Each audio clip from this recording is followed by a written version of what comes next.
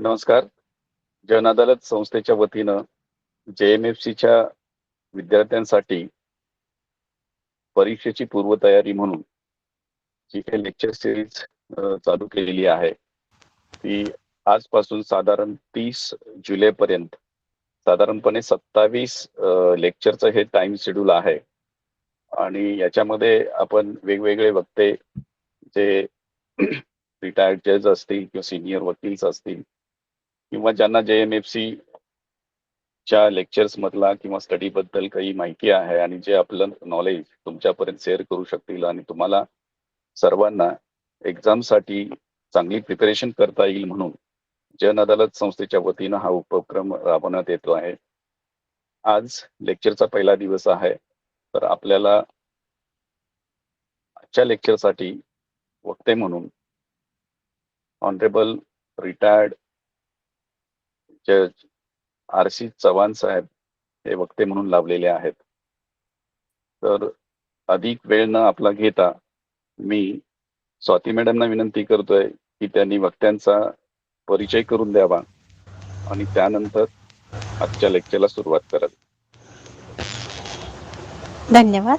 नमस्कार, मी ॲडव्होकेट स्वाती चौधरी जन अदालत लेक्चर सिरीजमध्ये आपले सहर्ष स्वागत करीत आहे. आजच्या लेक्चर सिरीज करता आपल्याला न्यायमूर्ती RC चव्हाण सर हे वक्ते लाभलेले आहेत. यांचा अल्प परिचय मी आपल्याला करून देत आहे. न्यायमूर्ती RC चव्हाण सर हे मुंबई उच्च न्यायालयाचे एक प्रतिष्ठित माजी न्यायाधीश आहेत, जे भारतीय न्यायव्यवस्थेतील त्यांच्या योगदानासाठी आणि ई-कोर्ट प्रणालीतील त्यांच्या अग्रणी प्रयत्नांसाठी ओळखले जातात. त्यांची कारकीर्द मी थोडक्यात आपल्याला सांगतेय. नागपूरमध्ये त्यांचा जन्म झालेला आहे. 1976 मध्ये त्यांनी दिवाणी न्यायाधीश आणि न्यायिक दंडाधिकारी म्हणून आपल्या न्यायिक सेवेला सुरुवात केलेली आहे. तसेच त्यांनी जिल्हा व सत्र न्यायाधीश म्हणून विविध जिल्ह्यांमध्ये आपली भूमिका पार पाडलेली आहे. पुणे आणि औरंगाबाद कोर्टामध्ये त्यांनी विशेष न्यायालयामध्ये न्यायदानाची भूमिका पार पाडलेली आहे. तसेच त्यांनी रजिस्ट्रार जनरल म्हणून मुंबई उच्च न्यायालयात काम पाहिले आहे. 22 जून 2005 रोजी त्यांची मुंबई उच्च न्यायालयाच्या न्यायाधीशपदी नियुक्ती झालेली आहे. त्यानंतरनं त्यांचे 2013 मध्ये रिटायरमेंट नंतर त्यांनी महाराष्ट्र राज्य ग्राहक विवाद निवारण आयोगाच्या प्रमुख अध्यक्षपदाचा कारभार देखील स्वीकारलेला आहे. भारताच्या सर्वोच्च न्यायालयाच्या न्यायालय समितीचे उपाध्यक्ष म्हणून त्यांनी काम केले असून त्यानंतर त्यांनी न्यायिक प्रशिक्षण आणि न्यायालय या विषयावर विचारप्रवर्तक पुस्तके लिहिलेली आहेत. सो मी रवींद्र चव्हाण सर यांना विनंती करते की त्यांनी आज सिव्हिल प्रोसिजर कोड यावर आपलं लेक्चर द्यावं. धन्यवाद. जन अदालत या संस्थेच्या सर्व कार्यकर्त्यांचं अभिनंदन की त्यांनी हा उपक्रम हाती घेतलेला आहे. तसंच आजच्या या कार्यक्रमात सहभागी झालेले सगळे जे न्यायाधीशपदी रुजू होण्यास इच्छुक आहेत त्या सगळ्यांचं सुद्धा अभिनंदन, त्या सगळ्यांना सुद्धा खूप शुभेच्छा. आपण या परीक्षेला बसणार आहोत, त्या दृष्टीने परीक्षेच्या दृष्टीने आपण विचार करायचा आहे. सिव्हिल प्रोसिजर कोडचा अभ्यास आपण निश्चितपणे आपण जेव्हा लॉ कॉलेजमध्ये होतात तेव्हा केला असेलच, परंतु परीक्षेमध्ये परीक्षकांना काय हवं असतं याचा आपण विचार करायला पाहिजे. आपल्या सर्वांना माझी अशी विनंती आहे की तुम्ही स्वतः 1 मिनिट सिलेक्टर होऊन बघा की तुम्ही स्वतः न्यायाधीशांचं चयन करणार आहात, तुम्ही निवडणार आहात न्यायाधीश. तर तुम्ही या परीक्षेमध्ये काय बघाल, या परीक्षेतून कोणते गुण न्यायाधीशाचे बघाल तुम्ही त्याला घेण्यासाठी, या दृष्टीने आपण या परीक्षेचा विचार करायला पाहिजे. तुम्हाला लॉ कॉलेजमध्ये शिकवलेला कायदा आला पाहिजे एवढंच पाहणार ते का आणखी काही पाहणार? तर याचा विचार करता मला असं वाटतं 2 गोष्टी आहेत. एक म्हणजे तुमची स्मरणशक्ती चांगली असायला पाहिजे, यात काही शंकाच नाही, पण त्याशिवाय जास्त तुमची ॲनालिटिकल स्किल म्हणजे विषयाची विषय फोडण्याची आणि त्याच्यातनं समजून घेण्याची क्षमता हे सुद्धा पाहिलं जाईल. आणि तुम्ही अद्ययावत आहात की नाही, म्हणजे तुम्ही शिकलात जेव्हा केव्हा लॉ कॉलेजमध्ये सिव्हिल प्रोसिजर कोड, त्याच्यानंतर तुम्ही पुढे काही तुमची प्रगती केली आहे की नाही, अप टू डेट आहात की नाही तुम्ही. आणि या दृष्टीने तुमच्या परीक्षेमधल्या प्रश्नांमध्ये कधी एखादा प्रश्न नवीन न्याय निर्णयावर अवलंबून असतो आणि तुमच्या उत्तरामध्ये सुद्धा अशी अपेक्षा असते की तुम्ही एखादा न्याय निर्णय त्या उत्तरामध्ये सांगावा. जजमेंट, तर जजमेंट तुम्ही वाचता की नाही हा सुद्धा एक प्रश्न या परीक्षेमध्ये परीक्षकांच्या मनात असतो. आता आपल्या परीक्षेच्या दृष्टीने सगळ्यात सोपं काय असतं? डेफिनेशन्स. कारण डेफिनेशनवर खूप प्रश्न असतात, विशेषतः एका मार्काचे जे प्रश्न असतात, म्हणजे एका वाक्यात उत्तर देण्याचे प्रश्न, ते डेफिनेशन्सवर आधारित असतात. तेव्हा डेफिनेशन्सचा पुन्हा एकदा आपण उजळणी करून घ्यायला पाहिजे. ती उजळणी करून घेतल्यानंतर तुम्हाला मग बाकीच्या गोष्टी सोप्या जातात. आता आपण थोडक्यात सिव्हिल प्रोसिजर कोडमध्ये कोणत्या कोणत्या तरतुदी आहेत ते पाहूया. First provision which you must all remember is what is a district and what is a district court. So section 2 subsection 4, that is definition section, it defines district as the principal court, district court as the principal court of original civil jurisdiction, and this includes high court as well. Section 9 हा दुसरा महत्वाचा section आहे. कशासाठी? की कोर्टामध्ये कोणत्या प्रकारचे दावे चालू शकतात सिव्हिल कोर्टामध्ये. It says that courts to try all suits of a civil nature. पण all suits of a civil nature मध्ये एक आणखी भाग आहे, तो लक्षात घ्या आपण.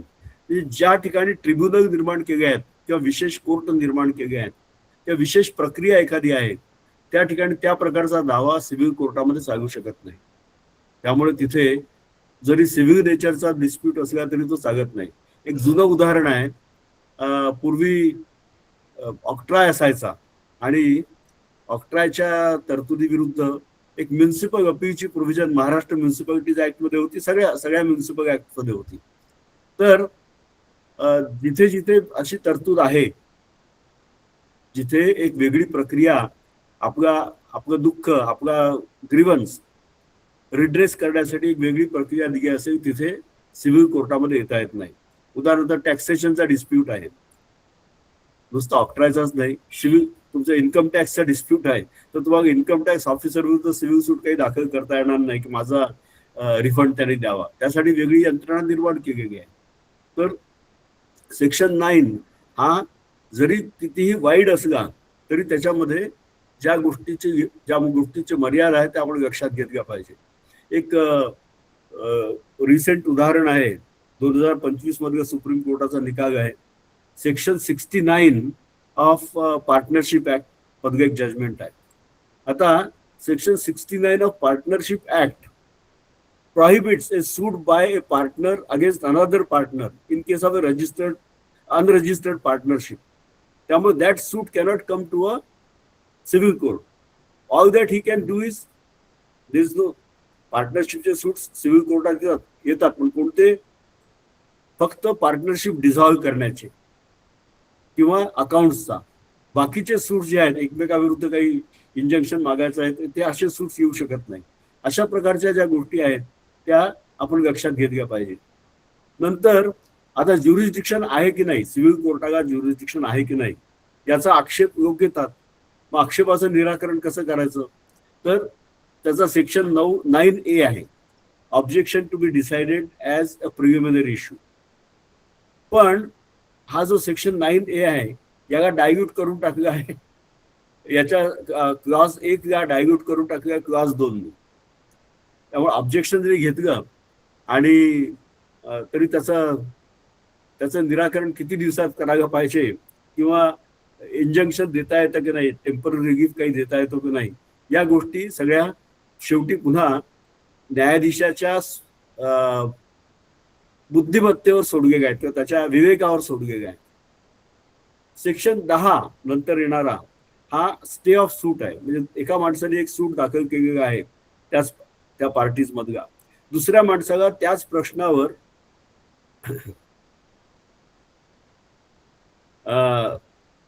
जर नंतर सूट दाखल केला तर पहिला सूट चालू असताना दुसरा सूट स्टेड राहतो, त्याला चालू देत नाही. त्याचं कारण काय?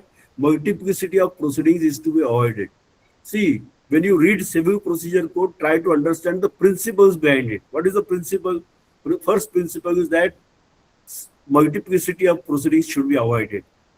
Second principle is that the procedure should be so swift that the civil suit is disposed of very fast. Third is to ensure that everybody discloses everything which is required, which is necessary for deciding a suit. From this angle, all the provisions of civil procedure code are made. And we have to read those provisions accordingly. What happens many times is we read the provisions only for the purpose of examination. We don't read the civil procedure code clause by clause even once in a life. Even once in a life. So please, now since you are going to have examination, go through every provision clause by clause. That will help you to understand the scheme of the act, scheme of civil procedure code. The section 11 is about res judicata.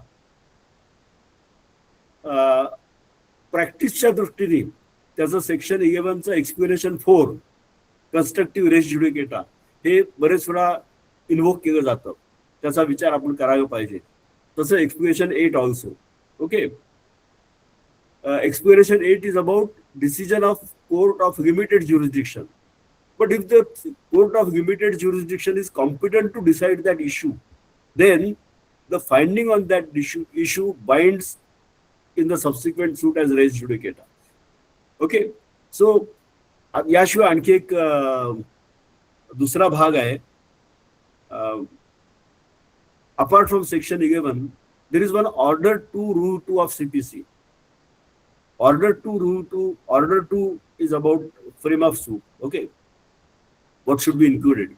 Rule 2 says that everything जेवढे त्या प्लेंटिफला claims करायचे असतील त्यावेळी उपलब्ध असतील ते सगळे त्यांनी त्याच्यात इन्क्लूड केले पाहिजे. त्यांनी मी एखादा क्लेम राखून ठेवतो असं म्हणायचं असेल तर तसं स्पेसिफिक म्हणायला पाहिजे की I am going to reserve this claim for the purpose of a subsequent suit. पण अदरवाईज त्यांनी जर समजा त्यावेळी सगळे क्लेम्स इन्क्लूड केले नसतील, त्याला जे जे काय मिळण्याची शक्यता आहे मागितलं नसेल तर नंतर त्याला ते मागता येत नाही. Order 2 rule 2 read with section 11 of CPC bars all this. Section 12 हा आपण सुद्धा इग्नोर करतो खूप वेळा. सेक्शन 12 काय आहे?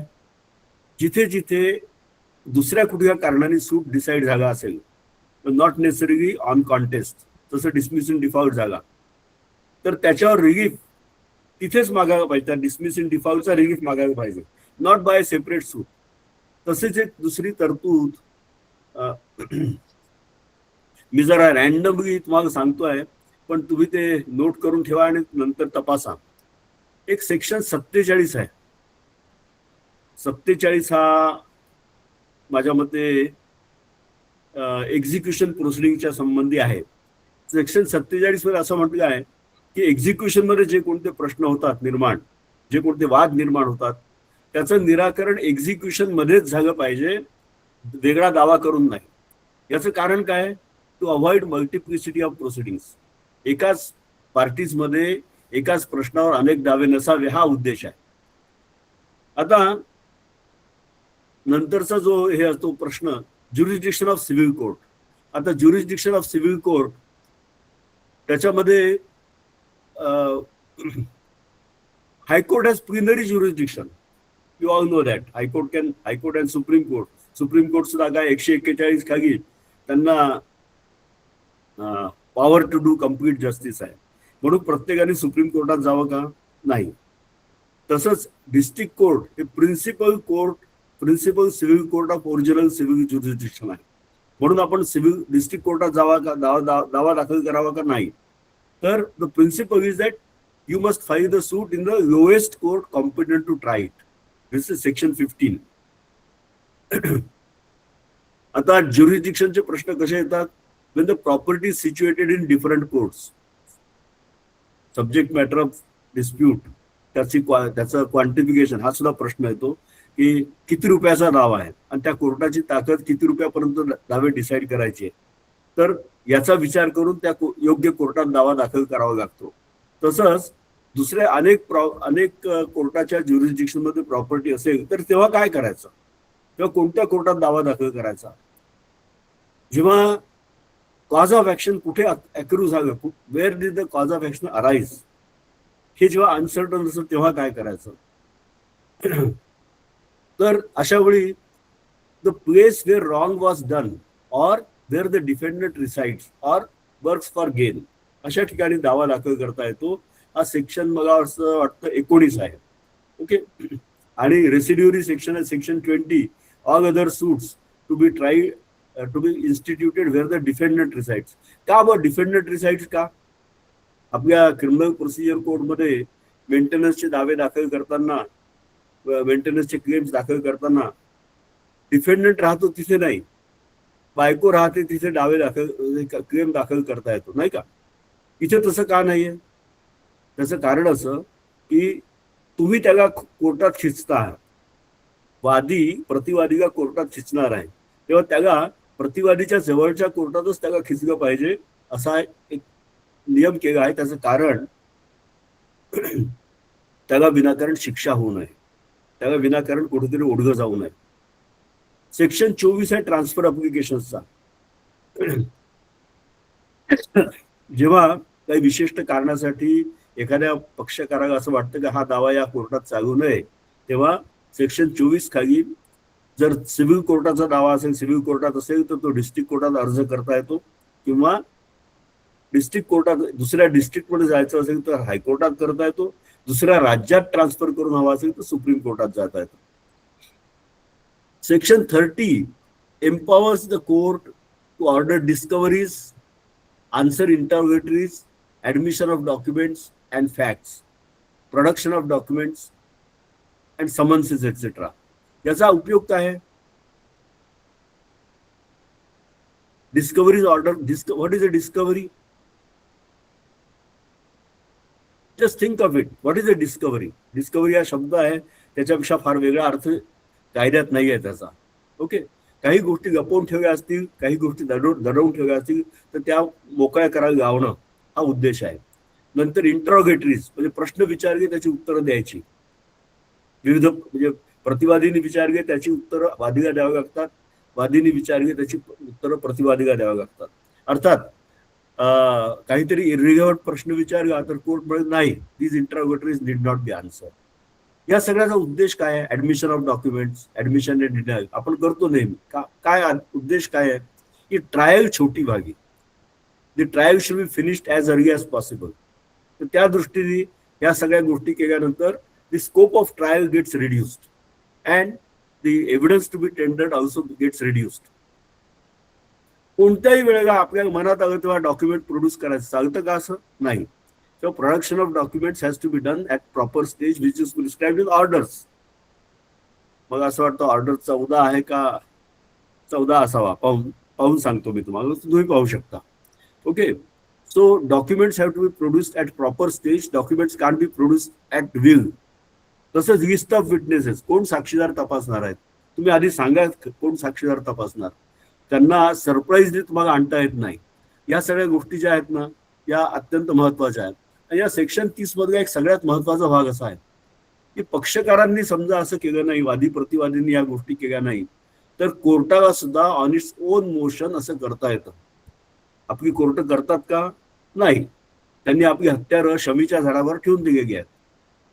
शमीचं झाड वगैरे आठवत आहे का कोणाला? हो, आठवतंय सर, आठवतंय सर. आठवत आहे. तर अशी आपल्या कोर्टांनी आपल्या सगळ्या पॉवर्स शमीच्या झाडावर ठेवून दिल्या, त्यामुळे ते पांडवांनी लपवली ती तशी, पांडवांनी हे करून ठेवली ती तशी, तसं झालेलं आहे. आता सेक्शन 52 सॉरी आपण 30 वर होतो नाही का? 30 section 32. Section 32 empowers the court to imprison a person for default in obeying the court's orders. कधी पाहिलं का तुम्ही कोणाला शिक्षा करताना कोर्टाने की माझा आदेश मानला नाही, डिस्कवरी दिली नाही किंवा इंटरव्ह्यूला उत्तर दिलं नाही किंवा हजर झाला नाही म्हणून जेलमध्ये टाकतो, झालाय का? नाही. आपण पॉवर्स वापरत नाहीत. सेक्शन 34 हा इंटरेस्टचा सेक्शन अतिशय इंटरेस्टिंग आहे. त्याच्यात इंटरेस्टचे 3 भाग केले आहेत. एक प्री सूट इंटरेस्ट, दावा दाखल करण्याच्या आधीचा इंटरेस्ट, नंतर दावा पेंडिंग असतानाचा इंटरेस्ट, आणि दावा डिस्पोज ऑफ झाल्यानंतर त्याचा पुढचा इंटरेस्ट. पुढच्या इंटरेस्टवर माझ्या माहितीप्रमाणे आपण तपासून घ्या, 6% मर्यादा घातली. का घातली 6% मर्यादा? आधीचा इंटरेस्ट समजा 18% वगैरे काय असेल, पुढे 6% का? त्याचं कारण असं की तुम्हाला डिग्री दिली, आता कृपा करून लवकर एक्झिक्यूट करा. इंटरेस्ट वाढावा म्हणून डिग्रीचे एक्झिक्युशन लांबणीवर टाकू नका, असा उद्देश आहे. सेक्शन 35 कॉस्ट विषयी आहे. Cost are in the description of the court. पण ॲबनॉर्मल कॉस्ट किंवा प्युनिटिव्ह कॉस्ट या इम्पोज करायच्या नसतात. त्या ज्या काय कॉम्पेन्सेट करण्यासाठी आवश्यक आहे तेवढ्या कॉस्ट द्यायला पाहिजे. Exemplary cost is an exception, it is not a rule. आपल्याकडे एक्झिक्युशन विषयी फार लोकांच्या मनात शंका असतात आणि एक्झिक्युशन साठी जजेसही तयार नसतात आणि वकीलही तयार नसतात. कोणालाच एक्झिक्युशन मध्ये इंटरेस्ट नसतो. आपल्या सिव्हिल कोर्टामध्ये एक्झिक्युशन प्रोसिडिंग्स, आपल्यापैकी कोणी एक्झिक्युशन चालवलं आहे का? एखादा तरी पार्टिसिपंट ज्याने एक्झिक्युशन चालवलं आहे? हो सर, माझा आता मनी डिग्री आणि एक प्रॉपर्टीचा आहे. नाही चालवलं आहे का आपण? हो हो, चालू आहे. नाही चालू असेल हो, आपल्याकडे चालूच असतात एक्झिक्युशन. पैसे मिळाले का असा माझा प्रश्न आहे. त्याच्यात तो जजमेंट डेटर पळालाय सर, त्याला शोधायला पेपर पब्लिकेशन पर्यंत आलंय. जजमेंट डेटर पळाला, अशा अनेक गोष्टी असतात. या सगळ्यासाठी सेक्शन 36 ते 74 एवढे मोठे जवळपास 40 सेक्शन्स आहेत. या 40 सेक्शन्स मध्ये या सर्व गोष्टींवर मार्गदर्शन केलेलं आहे. काय करावं, कोणत्या परिस्थितीमध्ये आपण काय करायचं, कोर्टाने काय करायचं, याचा सविस्तर, कोणती डिग्री कशा पद्धतीने एक्झिक्यूट करायची हे सगळं दिलेलं आहे. पण आपल्याला भीती काय वाटते, 36 ते 74 एवढे सेक्शन्स वाचायचे, बापरे. पण ऍक्च्युअली प्रत्येक सेक्शन हा प्रत्येक सिच्युएशन डील करतो. ते सगळे एकत्र वाचायची गरज नाही आहे. मी मगाशी सेक्शन 47 आपल्याला म्हटलं ना, all questions which arise in execution of a degree are to be decided in that proceeding and not by a separate suit.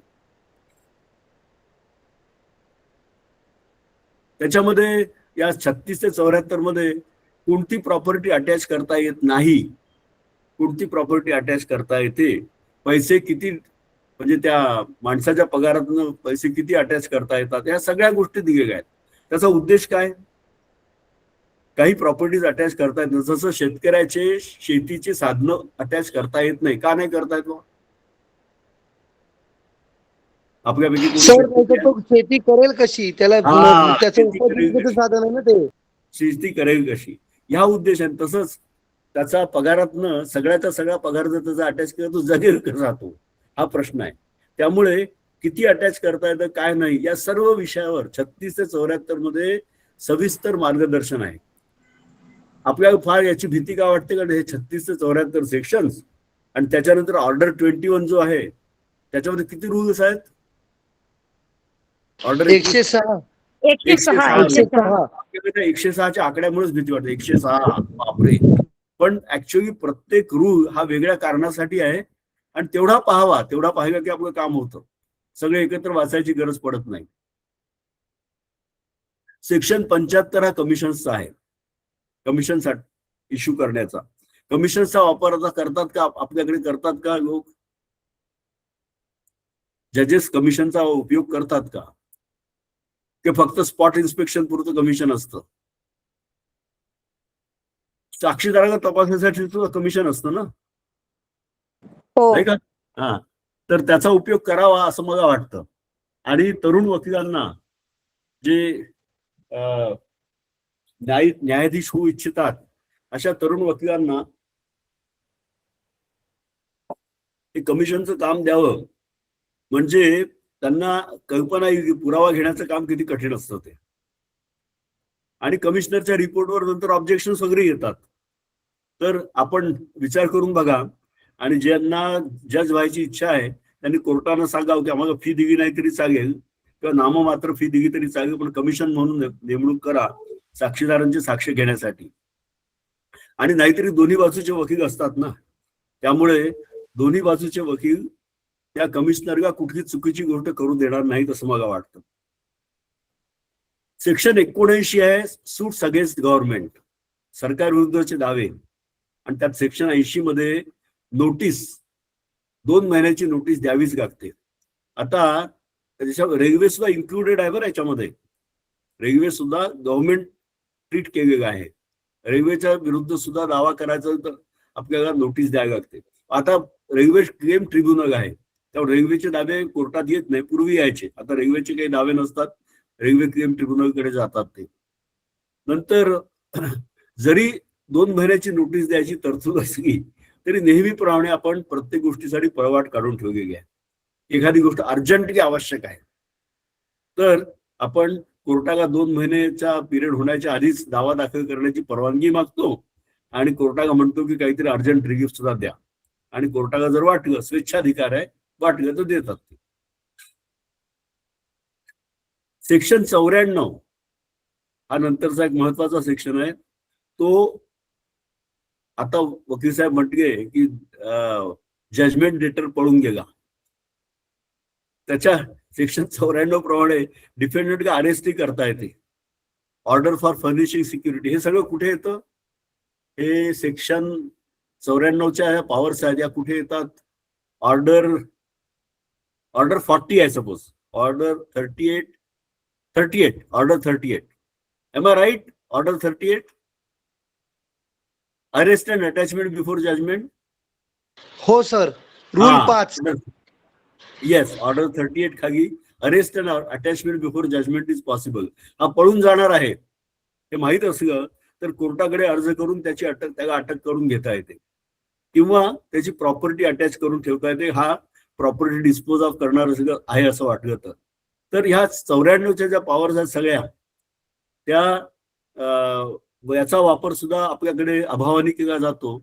आणि इंजंक्शन्स इश्यू करण्याचे this are all this proceedings order 38, 39 and 40 याच्या power सगळ्या section 94 मधून येतात. 94 is the source of power आणि 38, 39, 40 order 38, 39, 40 is the way in which this powers are to be exercised. Injunction तर आपल्याकडे नेहमी येतं, तुम्हाला माहिती आहे. Order 39, what are the 3 grounds, 3 requisites for grant of injunction? Prima facie case, balance of convenience, and irreparable loss. Irreparable injury. Huh? Irreparable injury. Irreparable loss. Okay. So these three requisites are to be satisfied. कशा satisfy करतात आपल्याकडे?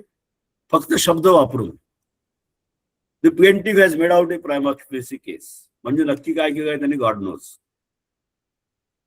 The balance of convenience is in favour of grant of injunction. म्हणजे काय माहित नाही. Plaintiff will suffer इरेपेरेबली. का बा repair का होणार नाही? त्याची कारणं दिलेली नसतात. आणि आपल्याला वाटतं तसं त्या पद्धतीने इंजंक्शन्स मिळतात, नाही मिळत, पुढे जातात लोक, भांडतात, त्याच्यावर अपील होतात. अशा ऑर्डरच्या विरुद्ध अपील होतं का हो? इंजंक्शनच्या ऑर्डरच्या विरुद्ध अपील होतं का? Yes. कशा खाली? Which is the provision? Sir 43. Correct, order 43. Order 43 is appeal against orders. Okay, so appeals against orders are provided in order 43 and 41 is about appeals against original degree. yes, decrees, judgments and decrees. Okay, ह्या सगळ्या हे जे rules बनवले आहेत ते rules कोणी बनवले आहेत? Who has the rule making power? High Court under High Court. High Court has the rule making power, and there is a committee which is also prescribed under possibly section 124 or 125. I'm not sure. Just check it up. Okay. Rule making power of High Court. 123. Huh? Yeah. Go ahead. बोला. 123 म्हटलं कोणीतरी? It's 123. 123. Okay. So that is the rule making power of High Court, under which the High Court makes rules. Appeals are under section 104 of the code and order 43. Appeals against orders. Okay. Language of courts. Which is the language of our courts? Maharashtra. Marathi. Marathi. आपण मराठीत काम करता का? मराठी. मराठीत काम करता का? सामान्य माणसाला आपल्या केसचं काय होतं हे कळावं या दृष्टीने सामान्य माणसाची भाषा, राजभाषा मराठी याच्यात काम व्हावं कोर्टाचं असं म्हटलं गेलं आहे. आपण करतो का? हो सर, मराठीतच करतो. कोण म्हणताय हे? नाव सांगा, नाव. उमा गणेश कुलंगे. उमा गणेश कुलंगे. तुम्ही मराठीत काम करता? हो सर, मराठीतूनच ठीक आहे. तर तुमचं नाव मी नोंदवून ठेवलं आहे. तुम्ही पुण्याच्या कोर्टात काम करता, बरोबर आहे? हा, दौंड कोर्टात करते सर. हा, कोणत्या? दौंड कोर्ट. दौंड कोर्टात. ठीक आहे. आता हा. कधीतरी दौंड कोर्टाच्या केसेस पाहीन, त्यात तुमचं नाव शोधीन आणि मराठीमध्ये कामकाज पाहीन. हो सर, नक्की, कधीही. Very good. आपण सगळ्यांनी प्रयत्न जर केला तर मराठीमध्ये कामकाज करणं आपल्याला शक्य आहे. खूप पूर्वी 1989 मध्ये पहिल्यांदा जेव्हा सरकारने आदेश काढला की मराठीमध्ये कामकाज करता येईल, तेव्हा एक ठाण्याला वसंतराव मिस्त्री नावाचे वकील होते. मी तिथे डिस्ट्रिक्ट जज होतो. त्यांनी म्हटलं मराठीमध्ये कामकाज करण्याचा आलेला आहे, मराठीमध्ये निकाल देण्याचा GR आलेला आहे, तर आपण मराठीत निकाल द्याल का? मी त्यांना म्हटलं देईन, पण तुम्ही मराठीमध्ये युक्तिवाद करणार असाल तर देईन. ते तर हो म्हणाले, पण तिथे एक इक्बाल काझी नावाचे वकील होते. ते सुद्धा तरुण होते तेव्हा, ते फार वसंतराव सिनियर होते पुष्कळ. ते सुद्धा म्हटले मी पण मराठीत करेन युक्तिवाद. आणि त्या दोघांनी एकही इंग्रजी शब्द न वापरता मराठीत युक्तिवाद केला आणि माझ्यावर मोठी जबाबदारी टाकली आता मराठीत गायण्याची. मी प्रयत्न केला आणि नंतर मात्र मी त्याचं इंग्रजीत भाषांतरी करून ठेवलं, नंतर हायकोर्टात त्रास नको म्हणून. एक आपल्याकडे नेहमी वापरला जाणारा सेक्शन कोणता आहे? 148.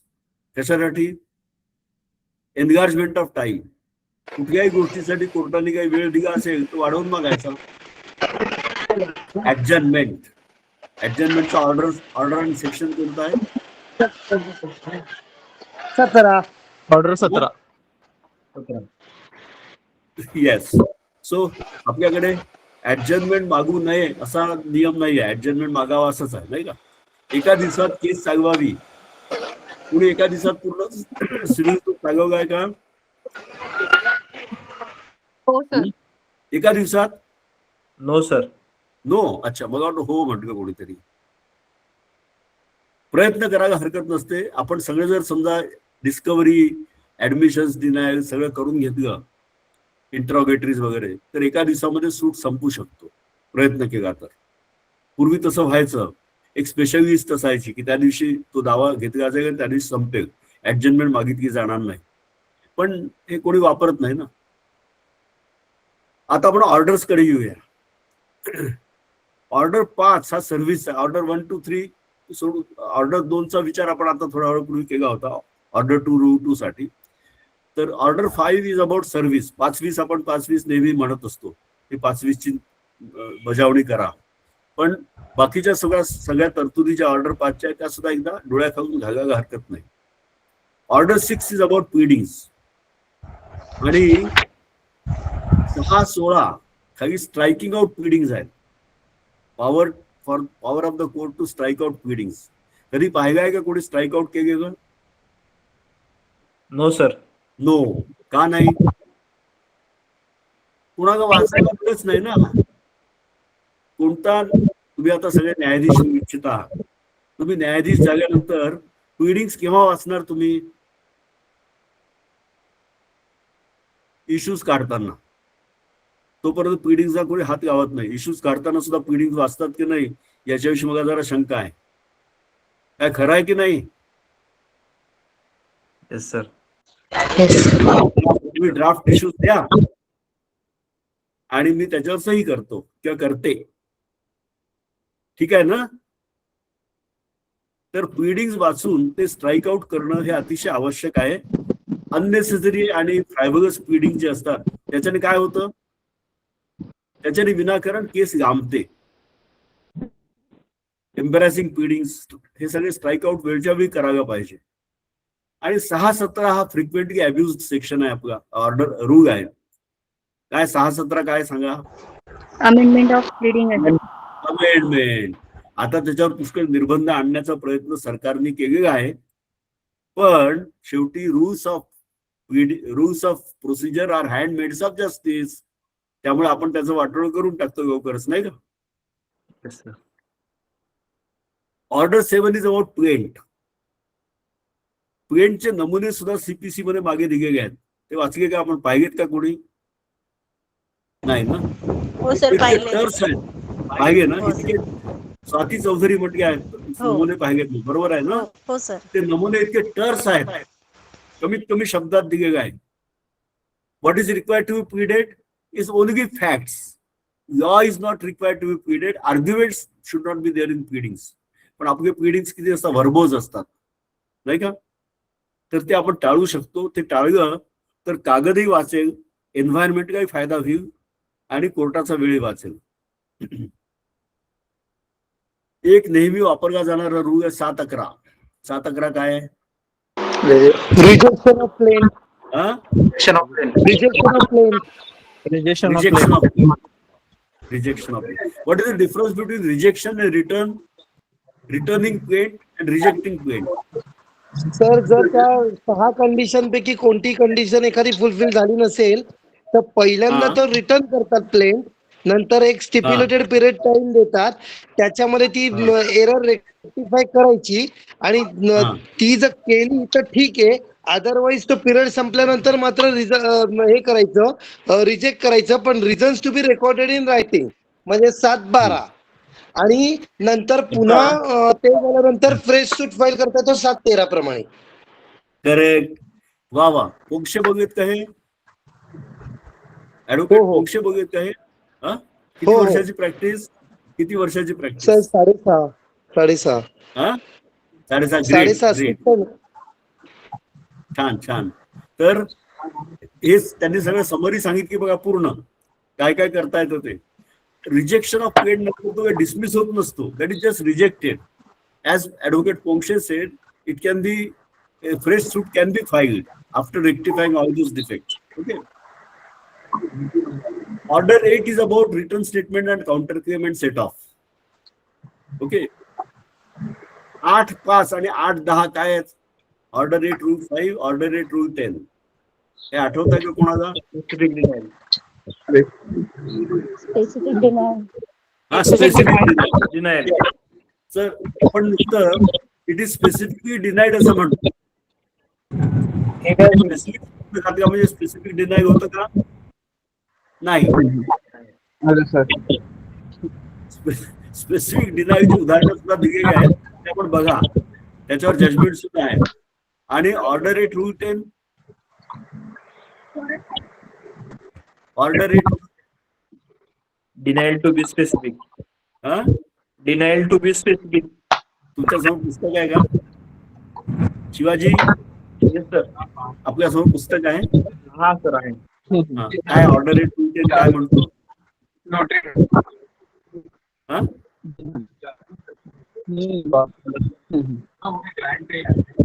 कोणासमोर पुस्तक आहे? माझ्यासमोर पुस्तक नसल्यामुळे माझा प्रॉब्लेम आहे. कोणासमोर पुस्तक आहे का? Yes sir. हा, हो order- सर आहे. Procedure when party fails to present written statement. हा, Call वाचा for तो. bycode. शांतपणे वाचा. वाचा, मोठ्याने वाचा. Where any party from whom a written statement is required under Rule 1 or Rule 9 fails to present the same within the pause time. घ्यायचे. Take a pause. हा. Where return statement is required under rule 1 or rule 9, it should be required. Okay. Yes. पुढे. Fails to What's up? present the same within the time permitted or fixed by the court, as the case may be. the court shall pronounce judgment against him or make such order in relation to the suit as it thinks fit, and on the pronouncement of such judgment, a decree shall be drawn up, provided that no court shall make an order to extend the time provided under Rule 1 of this order for filing the written statement. Now go to Rule 1. Now go to Rule 1. तुमच्या समोर आहेच. Yes. What is Rule 1? Rule 1, written statement. The defendant shall, within 30 days from the date of service of summons on him, present a written statement of his defense, provided that where the defendant fails to file the written statement within the said period of 30 days, he shall be allowed to file the written statement on such other day as may be specified by the court for reasons to be recorded in writing and on payment of such cost as the court deems fit, but which shall not be later than 120 days. Sorry. Yes. Which shall not be later than 120 days from the date of service of summons, and on expiry of 120 days from the date of service of summons, the defendant shall forfeit the right to file the written statement, and the court shall not allow the written statement to be taken on record. And then the consequence of Rule 10, that is decree against him, suit will be decided against him. Like that? Correct, no? आता Yes. आपण 10 वाचला ना, rule 10 वाचला ना आपण. Yes, sir. Yes. आता याचा वापर सुद्धा आपण फार क्वचित करतो आणि 120 दिवस म्हटले काय, पण 120 दिवसामध्ये रिटर्न स्टेटमेंट अजूनही येतात की नाही मला शंका आहे. कन्झ्युमर प्रोटेक्शन मध्ये 45 दिवस वगैरे अशी काहीतरी मुदत दिलेली आहे, पण लोक दाखल करत नाहीत आणि चालत आहे आपल्याकडे, सब चलता आहे. स्पीडी डिस्पोजल, स्पीडी ट्रायल्स याचा आपण आपल्याला विसर पडलेला आहे. तुम्ही सगळे तरुण मंडळी जे येणाऱ्या ज्युडिशरीमध्ये येऊ इच्छिता त्यांनी याचा विचार करायला पाहिजे की आपल्या लोकांचा न्याय संस्थेवरचा विश्वास जर कायम व्हायचा असेल तर आपल्याला या प्रक्रियेमध्ये गती आणावी लागेल आणि त्यासाठी तुम्ही प्रयत्न करा तुम्ही जेव्हा याल तेव्हा. आता order 9 about appearance non appearance, dismiss in default, x party वगैरे वगैरे, त्याच्या विरुद्धच्या सगळ्या रेमेडीज त्या ऑर्डर 9 मध्येच दिलेल्या आहेत. त्याचा वापर आपण बरेच वेळा करतो ऑर्डर 9चा, पण ऑर्डर 10 त्याचा विचार करतो का आपण? नाही, त्याचा आपल्याला विसर पडलेला आहे. काय ऑर्डर 10 काय आहे?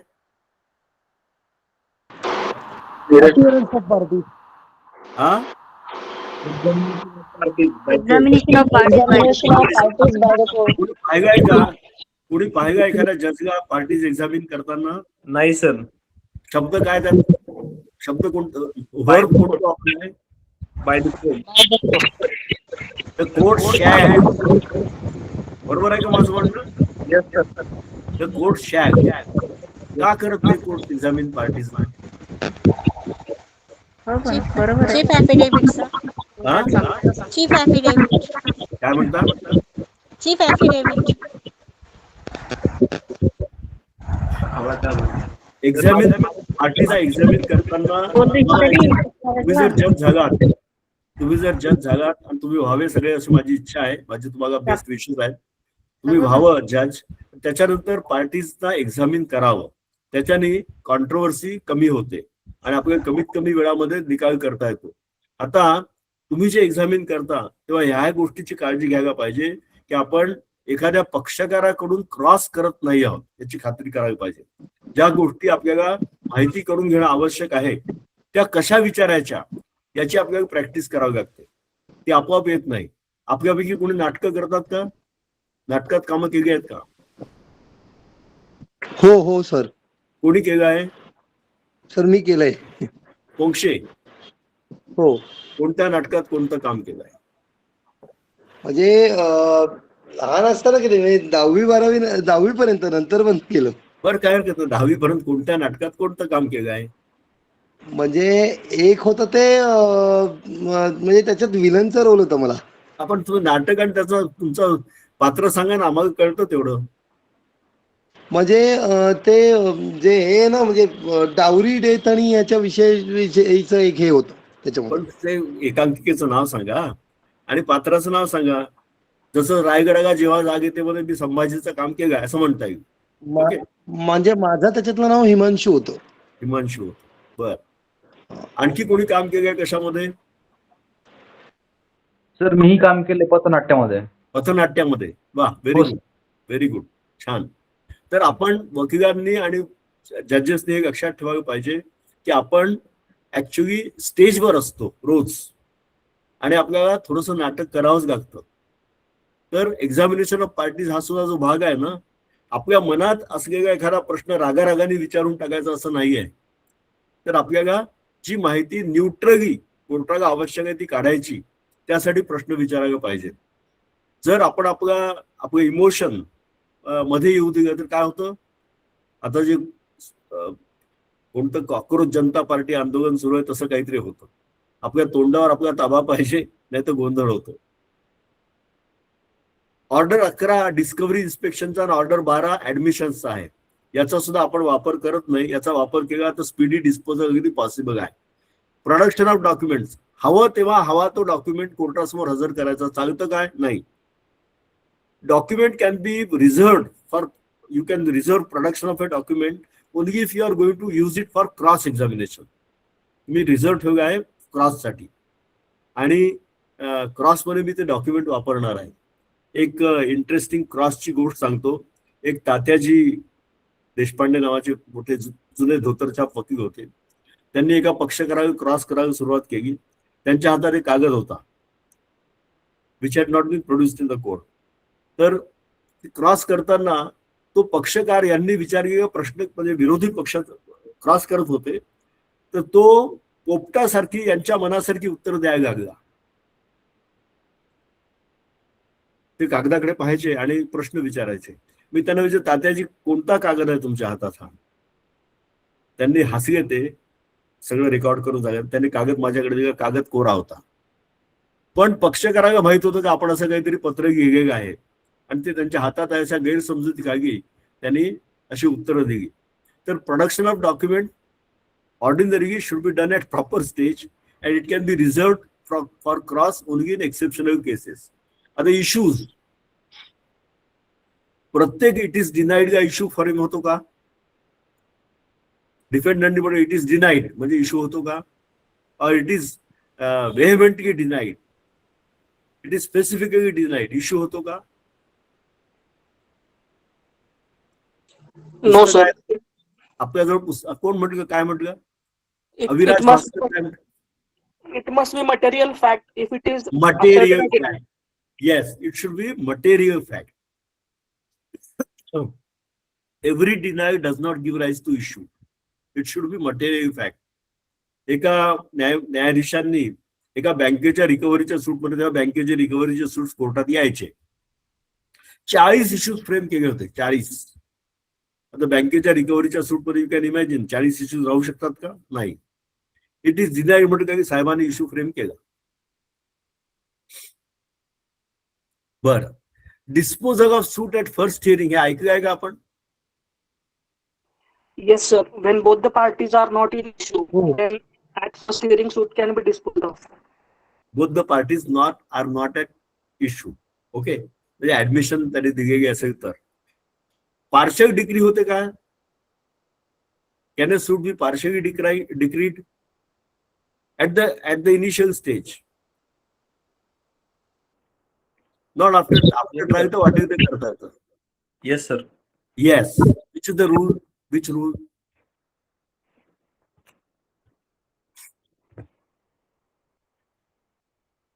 Sir, in case of means profit, upper degree can be passed. In case of In means case profit, of mean profit. mean profit हे शेवटी येतो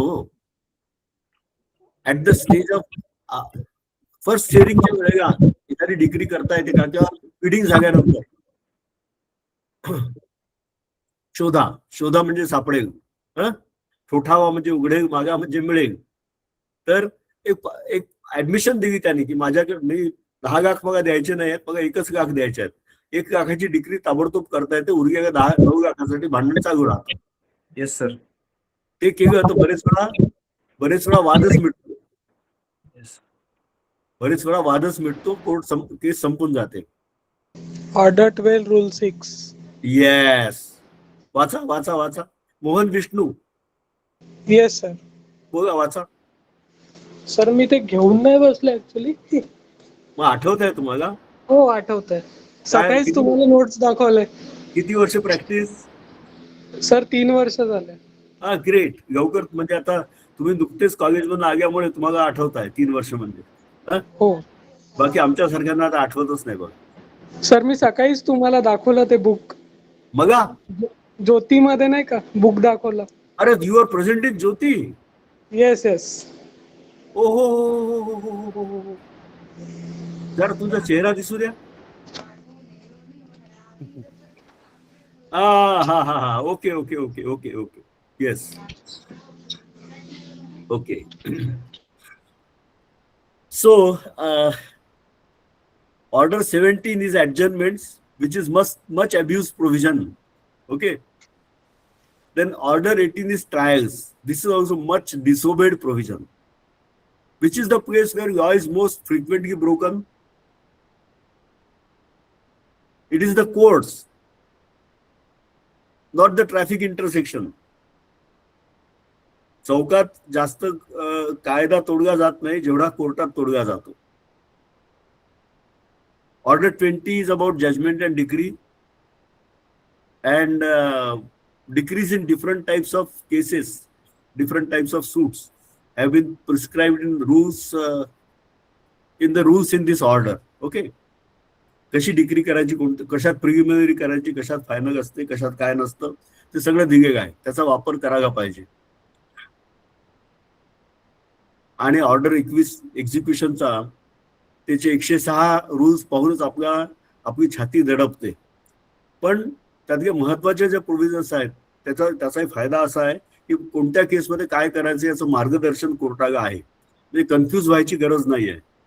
कोणती परिस्थिती आपल्या समोर आल्यानंतर आपण काय करावं या सगळ्या 106 रूल्स मध्ये दिलेलं आहे. सेक्शन रूल 54, रूल 58, रूल 82, 97 रेजिस्टन्सचा 97, 2158चा ऑब्जेक्शन, 2197 मधून त्याचं रेजिस्टन्स आणि ते रिमूव्ह करायचं. हे सगळं जे आहे हे अतिशय उपयुक्त आहे. पण त्याचा आता एक्झिक्युशन आपण चालवतच नाही, त्यामुळे याचा काही उपयोग नाही, नाही का? Death, marriage and insolvency of parties, order 22.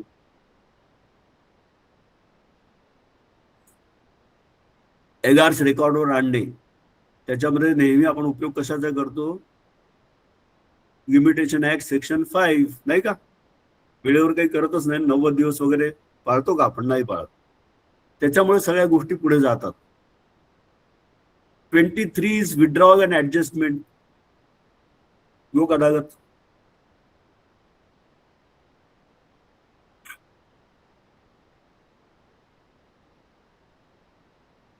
Then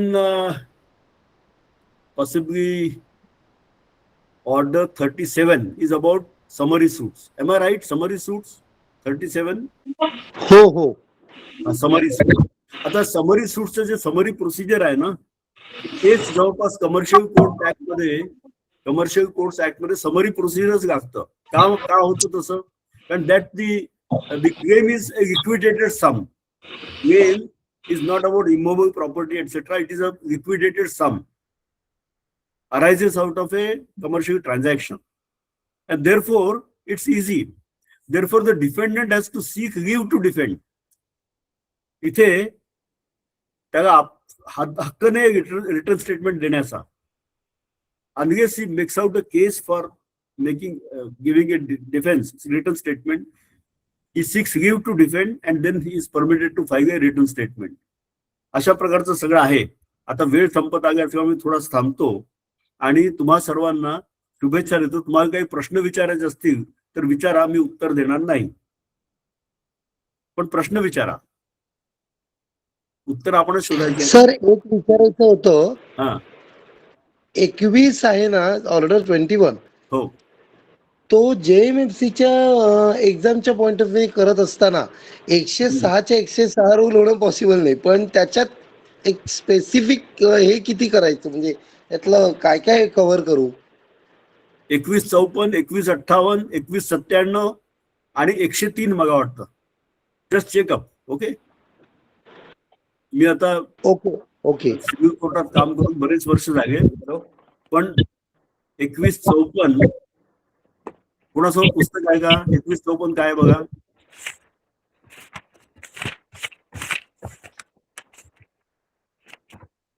Attachment of immovable property.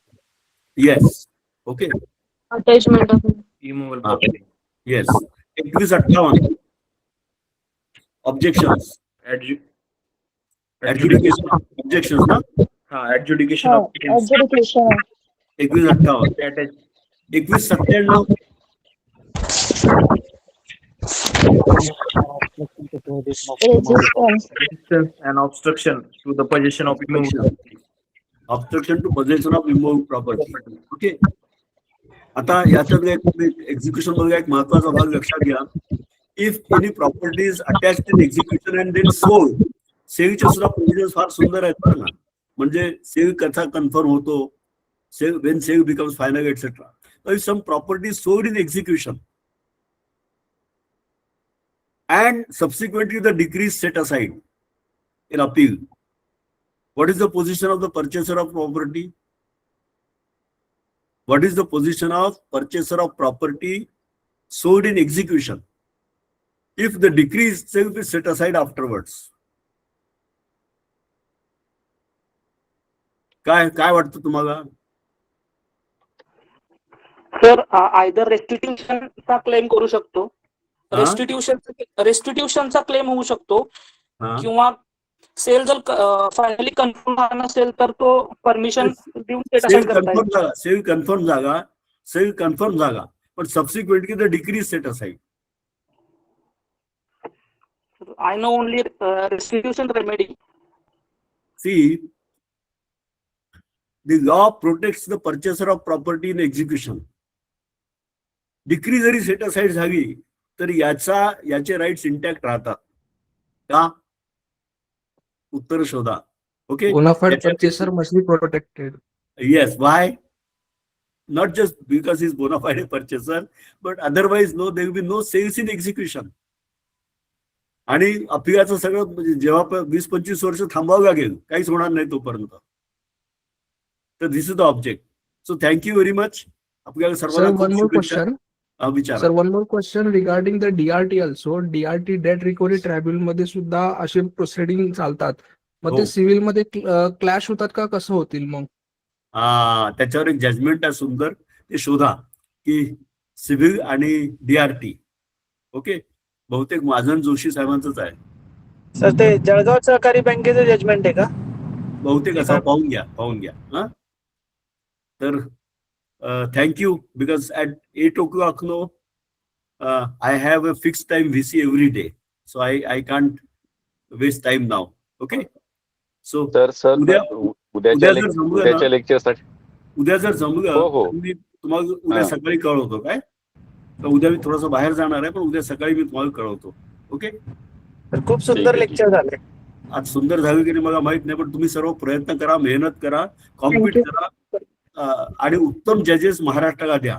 महाराष्ट्राचं भलं झालं पाहिजे, आपलं सगळ्यांचं भलं झालं पाहिजे. हा, चला, all the best. Thank you sir. Sir, thank you very much.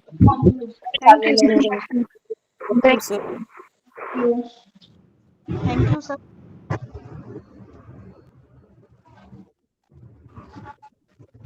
Thank you, sir. Okay.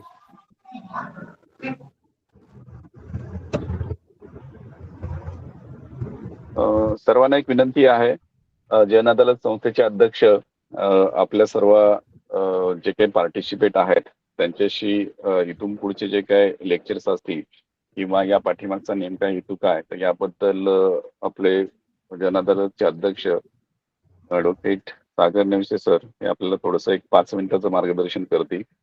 तर मी त्यांना विनंती करतो की सर. हो. नमस्कार. काही नाही, आपले आज छान खरं तर खूप जणांना आपल्याकडे अशी माहिती मिळाली की अनेक जणांना काही लेक्चर्स वगैरे या संदर्भातल्या हव्या आहेत. त्यामुळे आपण ही लेक्चर सिरीज सुरू केलेली आहे. जन अदालत संस्थेने करोना काळापासून सुद्धा अनेक लेक्चर्स वकिलांसाठी आपण घेतलेले सगळ्यांना माहिती आहेत. महाराष्ट्रात सर्वप्रथम जन अदालतने आपण ते सुरू केलं सगळा विषय. या सगळ्या याच्यामध्ये आपल्याला नक्की या सगळ्या याच्यातला उपयोग होईल. त्यामुळं आपण जवळजवळ या सगळ्या 27 लेक्चरमध्ये आपण नक्की सहभागी होत राहूया. अजूनही ज्यांच्यापर्यंत लिंक ग्रुपची जात नाहीये त्यांनाही आपण ही लिंक आपण नक्की पाठवूया, म्हणजे त्यांनाही या सगळ्या याच्यातला उपयोग होईल या डिस्कशनचा. आजही खूप सणांचं छान लेक्चर झालं. असेच आपण सगळे एकत्र राहूया आणि जन अदालतच्याही उपक्रमात वेळोवेळी आपण जे काही लेक्चर सिरीजचा प्रामुख्यानं मोठा उपक्रम आहेच, एरवी आपण या सगळ्या याच्याशी कनेक्ट राहावं असं या निमित्ताने मी आपल्या सगळ्यांना आवाहन करतो. आपल्याला खूप शुभेच्छा देतो आणि आपण जास्तीत जास्त संख्येने पार्टिसिपेट व्हावं, आपल्या सगळ्या सहकाऱ्यांना सांगावं एवढं बोलतो आणि थांबतो. धन्यवाद. धन्यवाद सर. सर्वांना एक विनंती आहे की थोडंसं लेक्चरचं जे टायमिंग मिळेल आपल्याला त्या टायमिंगच्या अगोदर एक 5 मिनिटं आपण जॉईन करावं. आणि जसं आज आर.सी. चव्हाण साहेबांनी जसं आपल्याला काही क्वेश्चन्स केले, आपल्याला त्याच्यामध्ये इन्व्हॉल्व्ह करून घेतलं, तर त्यावेळेस एक काळजी घ्यावी की आपण जेव्हा प्रश्नाचं उत्तर देतो किंवा त्याच्यामध्ये पार्टिसिपेट करतो तर आपला माईक, कारण आपल्या माईक जेव्हा आपण ऑन करतो तर आपल्या सराउंडिंग आवाज जो आहे तो इतरांना तो येत असतो. तर त्याची आपण काळजी घ्या. शक्यतो हेडफोन वापरा अशा वेळेस, म्हणजे इतरांना त्याचा डिस्टर्ब होत नाही. आणि आपल्याला छानपर्यंत जे काही लेक्चर्सेस असतात त्यांचा जो काय लेक्चर आहे ते सर्वांच्या पर्यंत विना व्यत्यय पोहोचेल असं आपण प्रत्येकाने खबरदारी घेऊयात. तर तेवढी सगळ्यांनी काळजी घ्यावी एवढी माझी तुम्हाला विनंती आहे. धन्यवाद. आजच्या दिवसासाठी आपण इथे थांबूयात.